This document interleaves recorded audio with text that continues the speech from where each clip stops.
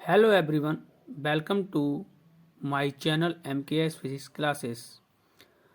हम MKS physics classes YouTube channel पर 12th board exam में आने वाले क्वेश्चन डेरिवेशन को देख रहे थे।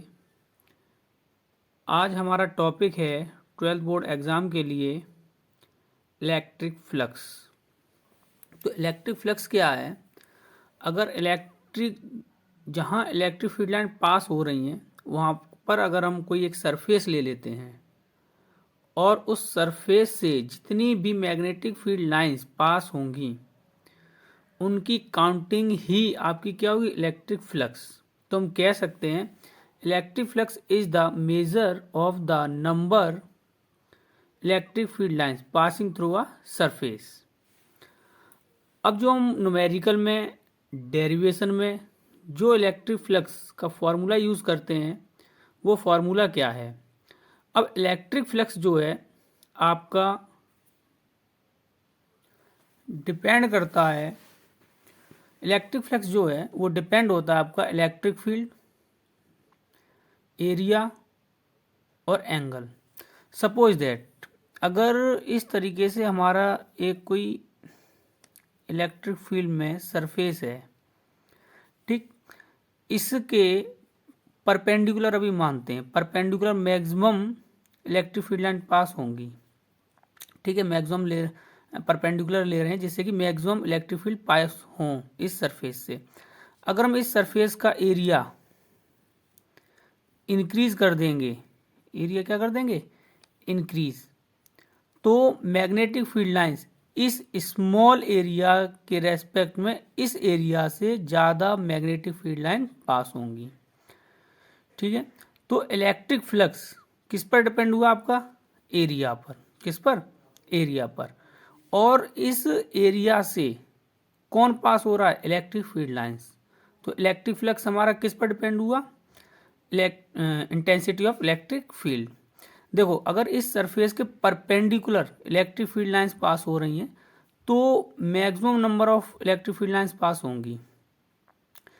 अब यहाँ पर अगर हम देखते हैं तो इसका जो एंगल बनेगा वो कितना हो जाएगा? 0, क्योंकि इसका एरिया वेक्टर इधर होगा या फिर इसके बैक में मान लो, और इलेक्ट्रिक फील्ड की भी डायरेक्शन वही है।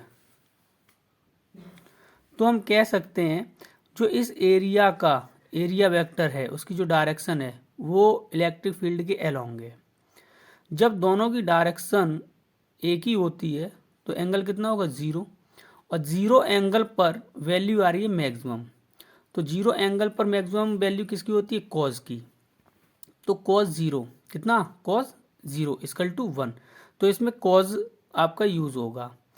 अब देखो अगर जैसे कि हम कोई एंगल बनाते हुए इस एरिया में इलेक्ट्रिक फील्ड लाइन पास करते हैं तो इलेक्ट्रिक फील्ड लाइंस परपेंडिकुलर के रेस्पेक्ट में वो कम पास होंगे अगर किसी भी एंगल से पास करते हैं। तो इलेक्ट्रिक फ्लक्स हमारा जो है फाई किस किस पर डिपेंड है? एरिया पर, एरिया ए पर।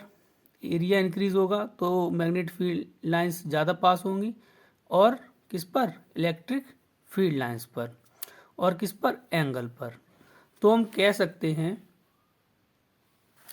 जो इलेक्ट्रिक फ्लक्स होता है वो, अब देखो थीटा आ रहा है, कॉस थीटा आ रहा है।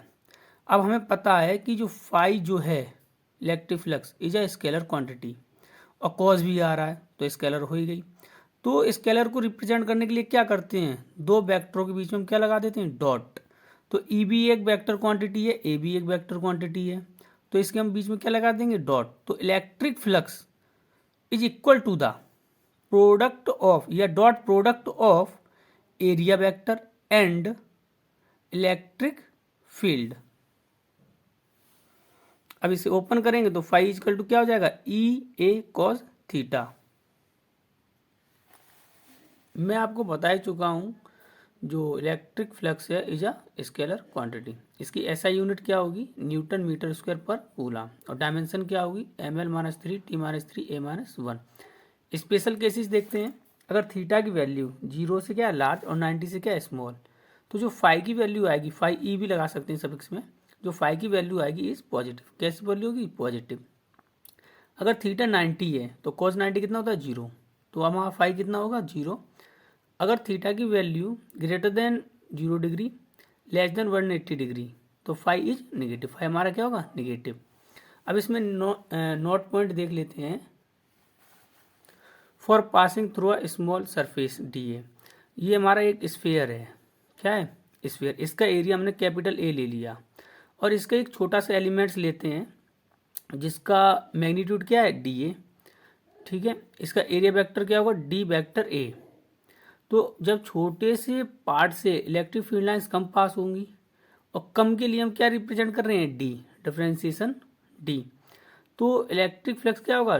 D phi E equal to vector E dot D vector A, इस सरफेस से पास होने वाला।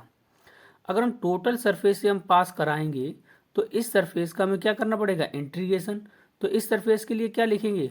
Phi E equal to close integration D phi E, और डी फाई की वैल्यू पुट कर देंगे तो हमारा आ जाएगा phi E equal to integration close integration vector E dot D vector A.